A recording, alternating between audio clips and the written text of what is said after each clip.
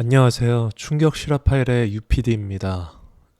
이번 사건 파일들은 저희 채널의 초창기 사건들로 시청자분들의 댓글들이 가장 좀 슬프고 안타깝다는 의견들이 많았던 3개의 사건들로 구성해 보았습니다.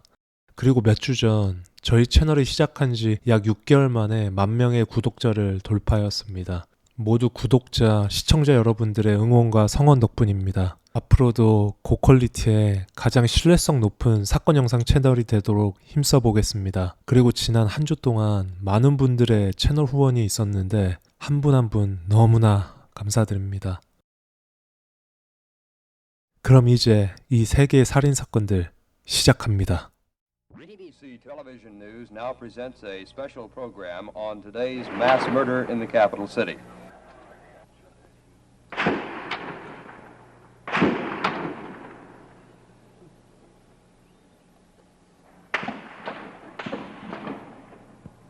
Maybe an empty carton of shells.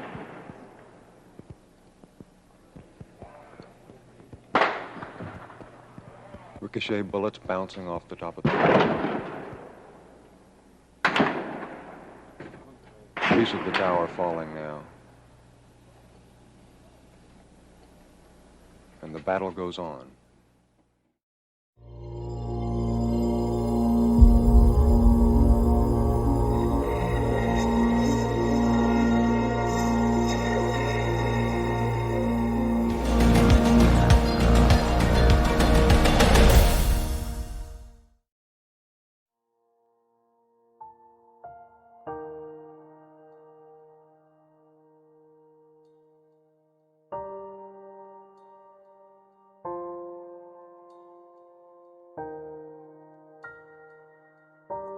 (1966년 8월 1일) 오전 11시 20분 8월에 눈을 뜨기도 힘든 강렬한 햇빛에 건물 안 서늘한 그림자가 져있던 텍사스 대학 캠퍼스. 같이 인류학 수업을 듣고 있던 19세 클레어 윌슨과 그의 남자친구 톰은 평소보다 조금 일찍 끝난 수업에 신이 난 상태이다. 불과 3개월 전 여름 계절학기에서 서로 처음 만난 클레어와 톰. 그들은 매우 진보적이고 진취적인 학생들이었고 서로의 정치적 성향이나 신념들이 비슷한 탓에 서로에게 금방 이끌려 불같은 사랑을 하고 있는 중이었다. 게다가 클레어는 그 당시 임신 5개월이었으며 당시 사회적 간섭을 신경 쓰지 않았던 톰은 전혀 개의치 않고 만나기로 한다. 그 당시 가장 보수적인 주 중의 하나인 텍사스 안에서 주로 억울하게 픽팟받았던 흑인 근로자를 대변해주던 법무사 존과 민주당의 지역선거구 의장을 맡아서 일을 해온 메리의 5남매 중 둘째로 태어난 클레어는 캠퍼스 카페에서 자칭 보헤미안이라 불리던 친구들과 날선 정치적 토론을 하기 좋아했다. 그 시간에도 어김없이 남자친구의 톰과 함께 캠퍼스 카페로 가는 중이었고 가는 도중 우연히 톰의 중학교 친구를 만나 같이 캠퍼스 수영장에 가서 수영을 하고 놀기로 한다. 하지만 문득 자동차 주차 미터기에 시간이 다 된 것을 알게 되고 다시 미터기에 동전을 넣으러 클레어와 톰은 잠시 차가 있는 캠퍼스 남쪽 도로에 갔다 오기로 한다. 오전 11시 49분 하늘하늘한 꽃무늬 리본이 달린 출산 드레스를 입고 있었던 클레어와 반팔 체크무늬 셔츠와 긴 콧수염을 자랑하고 있었던 톰은 큰 참나무 앞을 걷고 있었고 클레어의 부족한 영양식단이 아이에게 얼마나 큰 악영향을 미치는 것에 관해 이야기하며 걷고 있었다. 톰은 그녀의 아이에 대한 걱정을 내비치고 클레어는 아침에 그래도 오렌지 주스 몇 잔을 마시고 나왔다며 농담 섞인 말투로 화답한다. 갑자기 그 순간 그녀는 다리에 아무런 감각이 사라진 듯 순간 무릎이 구부러지고 그대로 아스팔트 바닥에 고꾸라지게 된다. 당황한 톰은 그 순간 뒤를 돌아보며 자기야! 라고 외마디 비명을 외치고 그녀에게 손을 뻗으며 무슨 일이야? 라고 말하는데 그 순간 그 역시 아무런 소리 없이 앞쪽 바닥에 머리부터 꼬꾸라진다. 두 연인은 나란히 도로에 쓰러졌고 클레어는 본능적으로 아이가 생각나 등을 대고 몸을 돌려눕는다. 그리고 있는 힘껏 왼쪽에 누워있던 톰의 머리를 흔들며 일어나라고 소리치지만 그는 아무런 대답을 하지 않는다. 그녀는 마치 100만 볼트의 전류가 자신의 온몸을 휘감는 듯한 느낌을 받고 사람들에게 온 힘을 다해 도와달라고 소리치고 싶지만 이제는 아무런 힘을 낼 수가 없다.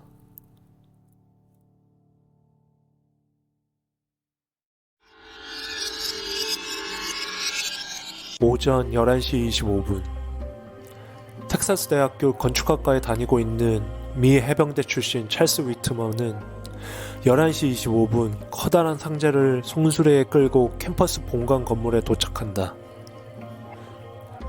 본관 타워로 연결되는 27층에서 내린 그는 시계탑 전망대에서 일하는 여직원을 보고 총의 개머리판으로 그녀를 공격, 기절 후에 샷건으로 사살한다.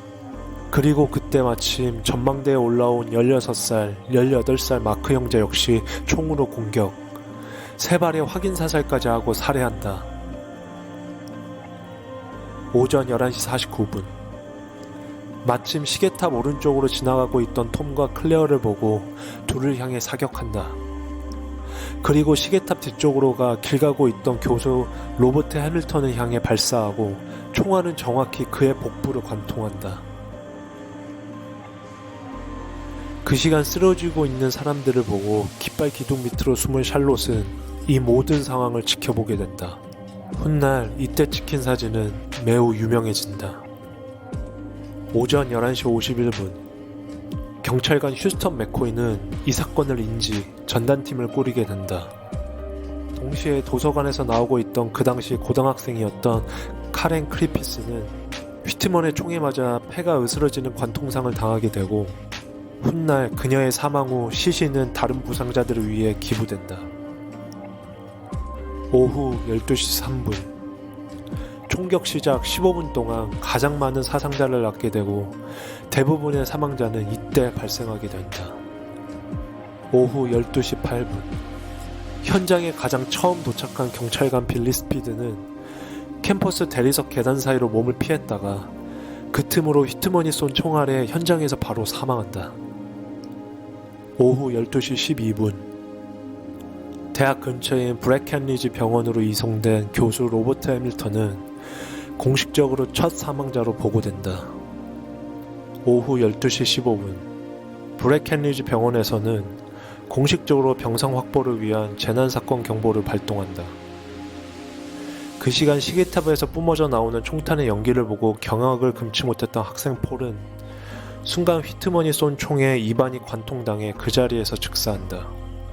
오후 12시 16분 총상을 당하고 길가에 눕혀져 있던 남자친구를 도와주려는 마음에 주변에 친구들이 말리는데도 불구하고 도망갔던 길을 다시 되돌아온 클라우디아는 순간 휘트먼이 쏜 총에 그 자리에서 즉사한다. 오후 12시 35분 캠퍼스 근처에서 자동차 수리점을 하고 있던 멜빈 히스는 부상자들과 사람들을 대피시키기 위해 자신의 차를 끌고 캠퍼스에 도착, 구조활동을 한다. 스페인어 시험을 마치고 집으로 돌아가고 있던 학생 토마스는 그의 총을 맞고 그 자리에서 즉사한다. 6 아이들을 키우고 있는 전 미해병 출신 해리는 신문 갑판대 앞에서 신문을 보고 있던 와중에 휘트먼의 총을 맞고 사망한다. 휴스턴 맥코이와 라미로 마르티네즈 경찰관은 건물 본관으로 침투, 엘리베이터를 이용해 시계탑으로 올라가는데 이 중간에 일반 시민 알렌 크롬이 합세해 3명이 한 팀을 이루게 된다.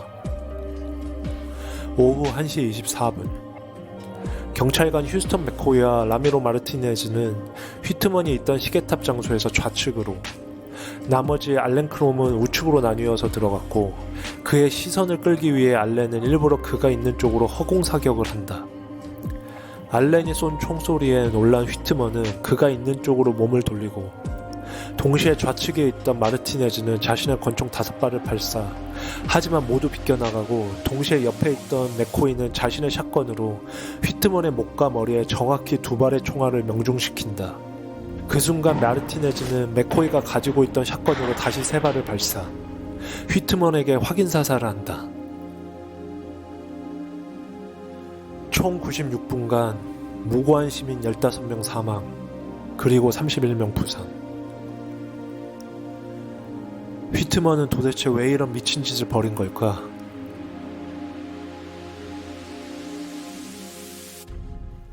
(1941년 6월 24일에) 플로리다 레이크월스에 태어난 찰스 휘트먼. 그는 어릴 적부터 폭력적인 성향이 강한 아버지 찰스 아돌퍼스 주니어 밑에서 자랐는데, 그의 아버지는 어릴 적 조지아에 있는 고아원에서 홀로 성장한 사람이었다. 휘트먼은 아버지에게 항상 어릴 적 학교에서 학업적 성취를 이루지 못하거나 남자답게 자신이 계획한 뭔가를 이루지 못한 모습을 보이면 무참히 주먹으로 폭행당하거나 집에 있는 수영장에 던져지곤 했다. 그리고 그의 아버지 또한 엄청난 총 애호가여서 휘트먼의 어릴 적은 총과 함께 했다고 해도 과언이 아니었다. 이때 당시 휘트먼을 가르쳤던 선생님들의 증언으로는 그는 매우 얌전하고 예의 바른 아이였지만 가끔씩 어느 순간인가 친구들에게 폭력적인 모습을 보이곤 했다고 한다. 아버지의 가정폭력과 억눌려 있던 자신의 폭력성을 해소할 곳을 찾았던 휘트먼은 18살에 해병대에 자진 입대하고 군복무 중 최고의 명사수라는 호칭을 듣고 전역한다. 그는 해병대에서 받은 장학금으로 텍사스 대학 건축학과에 입학하고 1962년 재학 당시 교육학과를 다니고 있던 20살인 캐서린과 만나 결혼한다. 결혼 후 대학 성적은 바닥을 치고 장학금으로 대학을 다녔던 그는 다시 불명예스러운 해병대 재입대라는 명령을 받고 다시 군입대한다. 그는 재입대한 후에도 도박에 빠져 많은 빚을 지고 같은 동료를 협박한 혐의로 군법에 회부되기도 했다. 후에 그에게는 어머니와 아버지의 이혼, 자신의 폭력적 성향 때문에 괴로워하는 아내, 그리고 문득문득 망상적으로 사람들에게 해를 가하는 잡념들이 그의 머리에 꽉 차게 된다. 실제로 그는 총격사건 1년 전인 1965년부터 최소 5명의 정신과 의사를 만나 면담을 갖고 치료를 해왔다. 1966년 3월 29일 총격사건 약 4달 전에 마지막으로 그를 만나 면담을 했던 텍사스 의학대학의 모리스 딘 히틀리 박사는 휘틀러 본인이 직접 찾아와 어제는 2시간 동안 자신의 머릿속과 마음 한편에 압도적인 폭력적 충동에 스스로가 제어할 수 없을 정도로 괴로웠다. 너무 내 자신이 무서워진다라는 말을 했다고 진술한다. 총격 사건 후 텍사스 주지사였던 존 코날리는 그의 사체를 부검하기 위해 전문가들을 초빙해 팀을 꾸리고 그 팀의 부검 결과 그의 머리에는 호두만한 악성 뇌종양이 자라고 있던 것이 발견되고 후에 의학계에서는 이런 악성 뇌종양이 그의 충동적인 성향에 도움을 주거나 이성적인 판단 능력을 하지 못하도록 억제한 것이 어느 정도 인정된다라고 발표한다. 그리고 매년 8월 텍사스 대학에서는 미국 내 교내에서의 총기 소지는 불법화를 시켜야 한다며 학생들과 민간위원회에서는 시위가 계속되고 있다.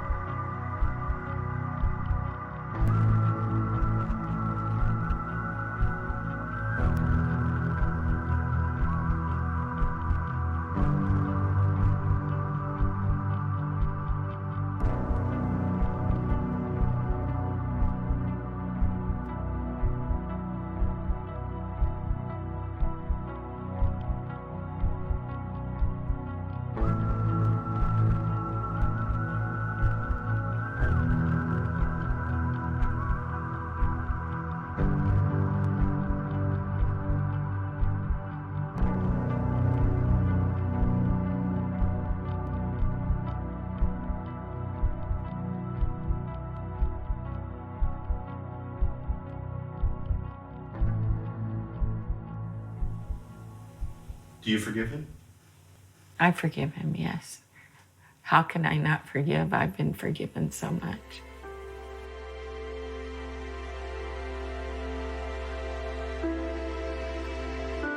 다음 사건 파일이 궁금하시다면 구독, 좋아요, 알림 설정 부탁드립니다. Good morning to all the naked foodies out there.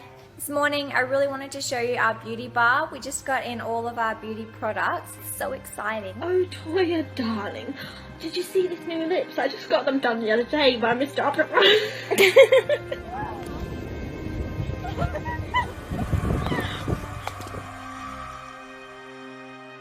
2018년 10월 21일 일요일 우유에 시리얼을 탄 아침 식사에 자신의 아이들 그리고 아내와 함께 식탁에 앉은 싱.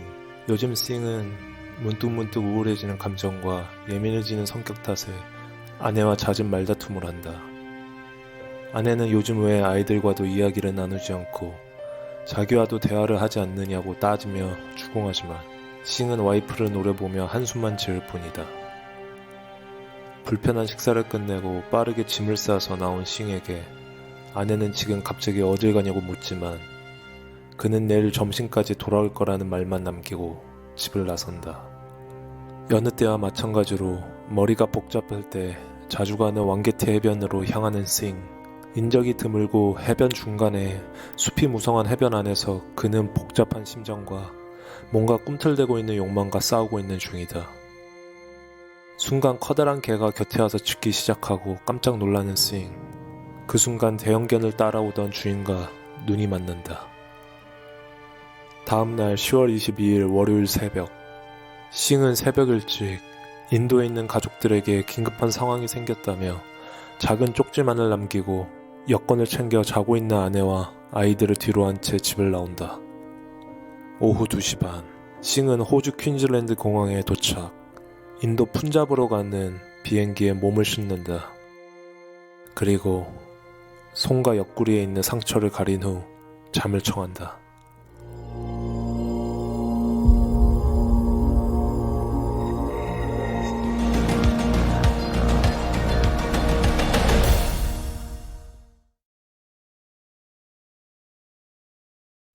(2018년 10월 21일) 일요일 오후 10시 50분 호주 퀸즐랜드 경찰은 한 20대 남성으로부터 자신의 여자친구가 강아지 산책을 나갔다가 실종됐다며 신고 전화 한 통을 받는다.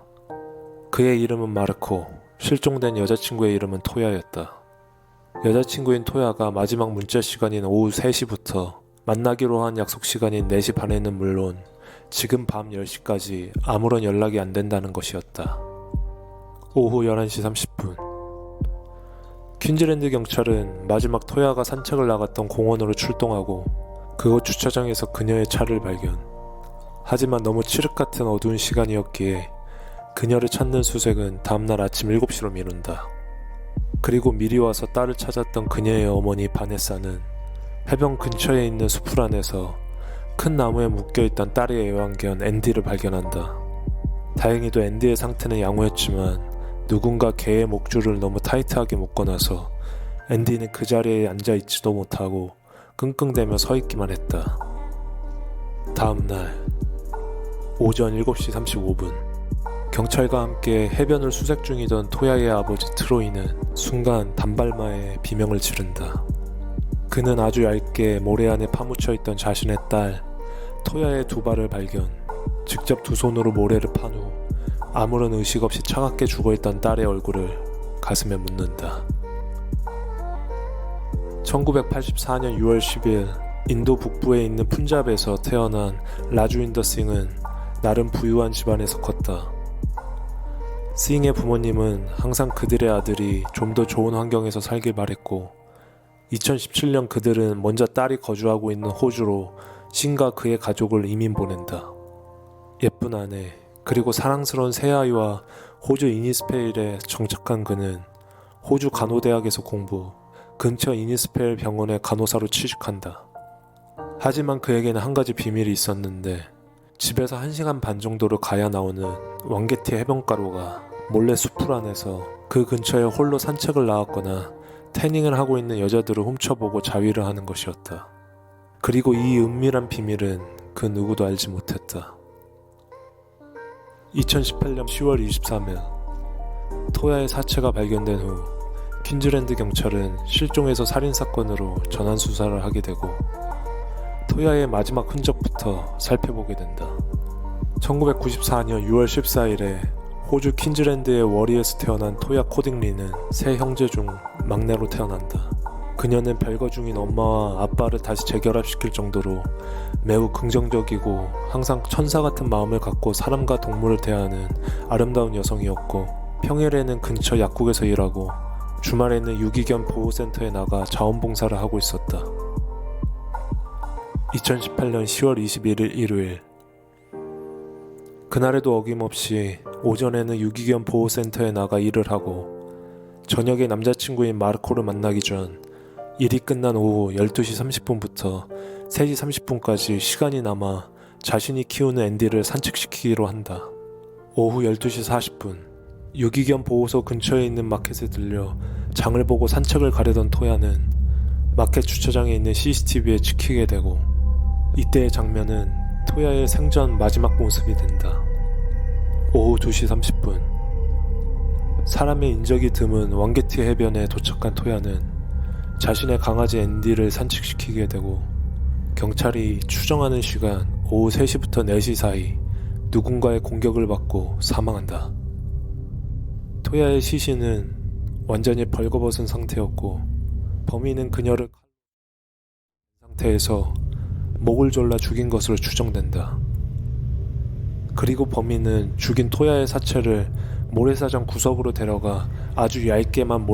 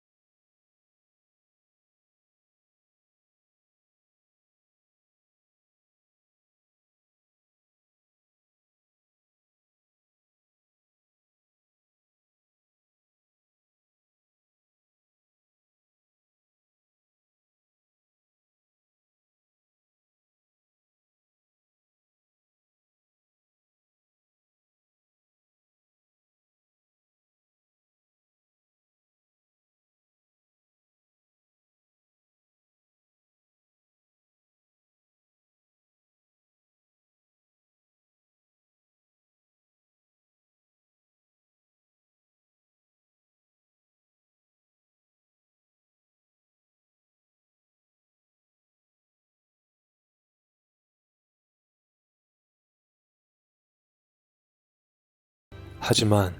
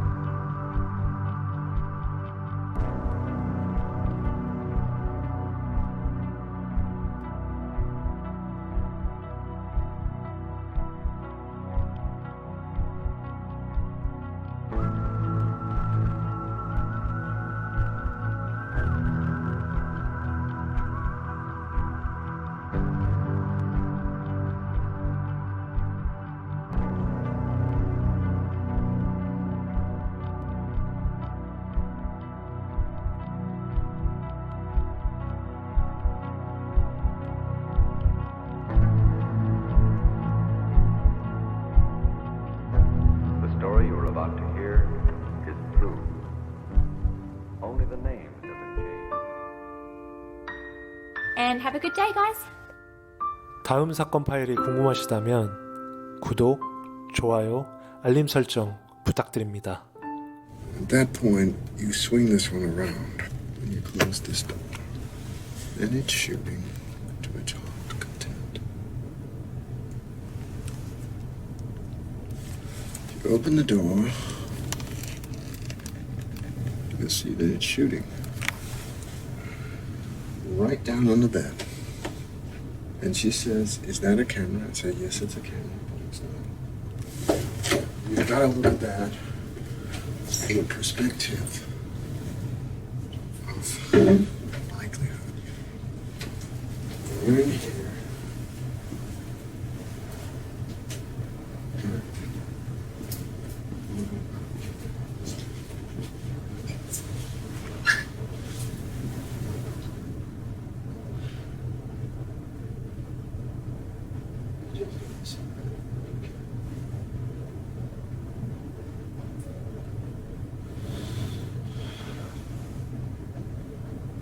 Just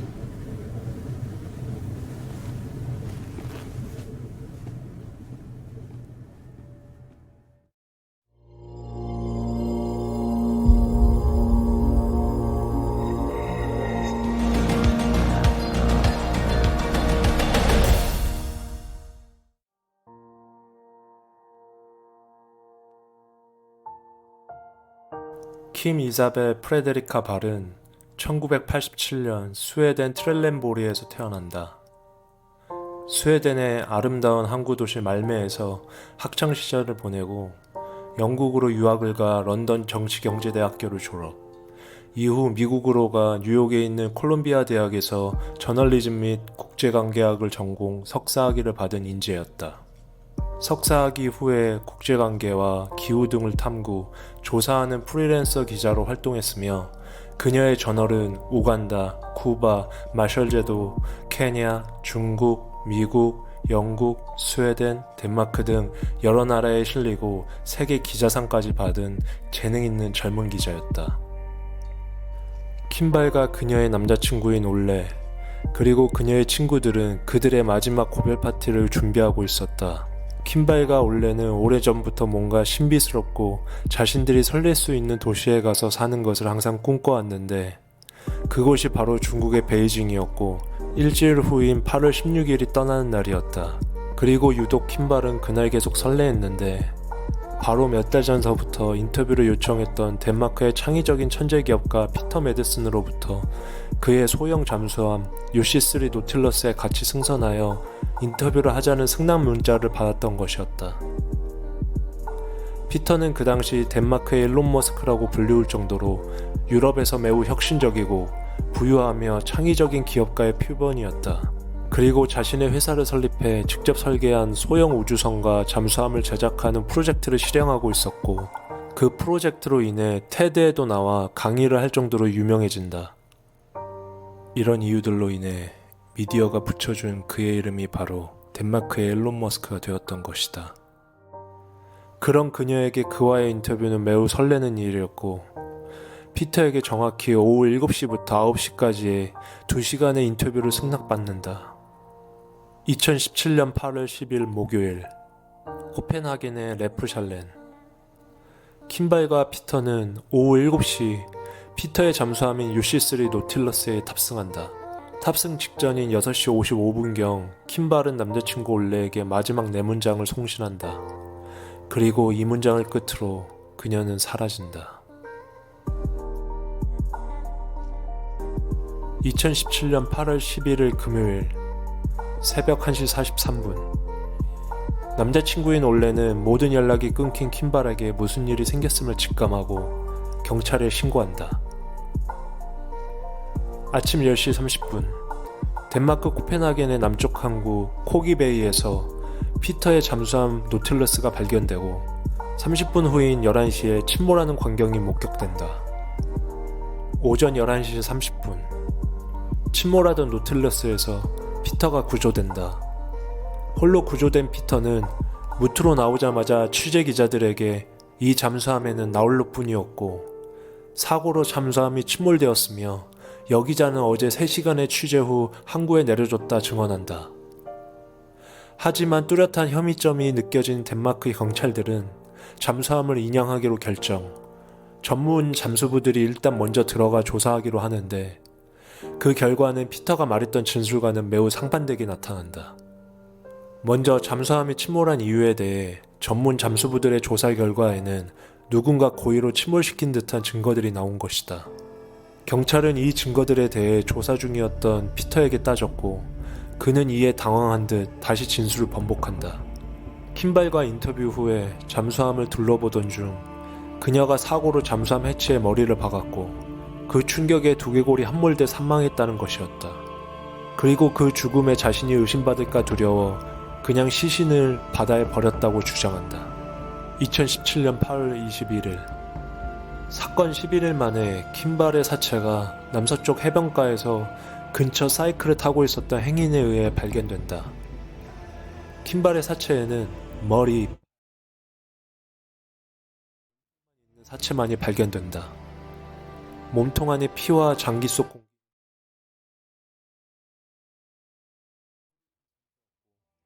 두껍고 무거운 금속성 물질이 몸통을 모두 감싸고 있었다.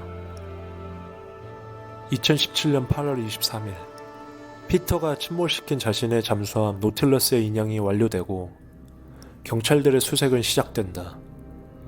수색 후에 노틸러스의 안에는 킴발의 머리카락, 혈흔이 발견되고 내부 엔진실에는 그녀의 것으로 보이는 여성의 속옷까지 발견된다.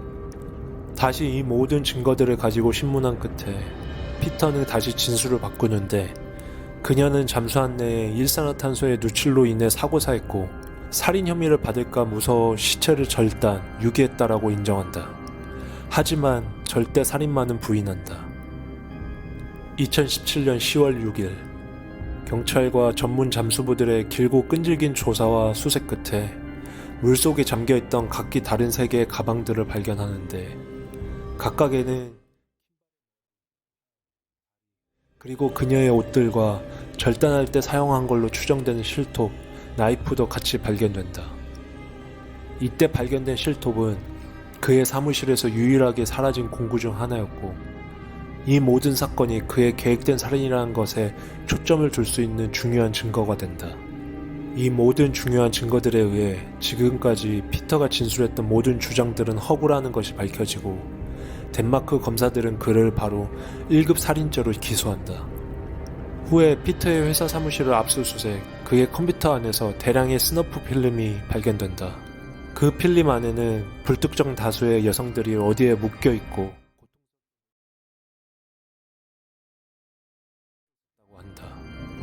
2018년 1월 16일 드디어 피터는 1급 살인, 시체 강간, 성폭행 혐의로 기소된다. 검사들은 그가 킴발 기자의 몸을 일단 묶어 한거 불른 상태에서 갖은 고문을 한 뒤 했다고 주장한다. 피터는 여전히 이 세 가지 혐의 모두에 대해 무죄를 주장한다. 2018년 4월 25일 덴마크 코펜하겐 법원은 피터 메디슨에게 세 가지 모든 혐의에 대해 유죄 판결을 내리고 그에게 종신형을 내린다. 덴마크에서 종신형을 선고받은 경우 최소 12년의 형기를 감옥에서 보내야 하며 덴마크의 무기징역 수는 평균적으로 16년형을 살고 가석방된다. 스칸디나비아 국가들은 기본적으로 대륙법을 따르며 엄벌주의를 지향하여 다중살해자가 아니며 무기징역형을 선고하는 경우가 매우 드물다. 그럼에도 피터에게 초심부터 종신형을 선고했다는 것은 그의 잔혹성과 흉악성에 법원도 치를 떨었다는 반증이 된다.